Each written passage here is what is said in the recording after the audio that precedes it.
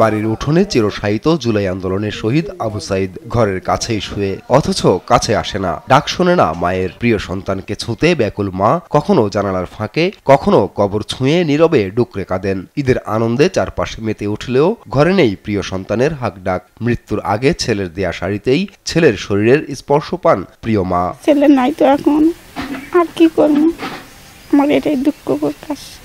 চলবে আকড়া করছে, আগ্নে ঘরে বাথরুমে পলে পড়ে, ছেলে মনে পড়ে, ছেলে এখন মরবে এমনটা করে, ছেলে আমার আছে, দেখি ছেলে আমার নাই। ছেলেহারা মায়ের আকুতি আর শোকার্ত বয়োবৃদ্ধ বাবার চোখের জলে ভাসে বাড়ির আঙিনা, কবরস্থান।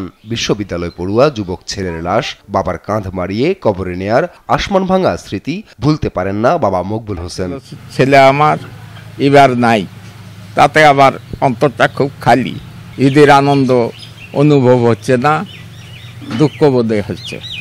আর যেন এই স্বৈরাচার সরকার যেন না আসে, এটাই সবাই সজাগ থাকবেন, আর যেন বাপ মায়ের কোল খালি না হয়। আর্থিক সচ্ছলতা ফিরলেও চারপাশে যখন খুশির উৎসব, তখনও শুনশান আবু সাইদের বাড়ি, আনন্দ বঞ্চিত পুরো পরিবার। ভাই হারাইয়া অনেক মানুষ আমাদের কাছে আসছে, বলছে যে আপনার এক ভাই চলে গেছে, আমরা শত শত ভাই আছি আপনাদের পাশে। জুলাই আন্দোলনে আত্মদান করা আবু সাইদ ছিলেন বেগম রোকেয়া বিশ্ববিদ্যালয়ের ইংরেজি বিভাগের শিক্ষার্থী। তার আত্মদানকে ঘিরে চূর্ণ হয়েছে আওয়ামী সরকারের দাম্ভিকতা।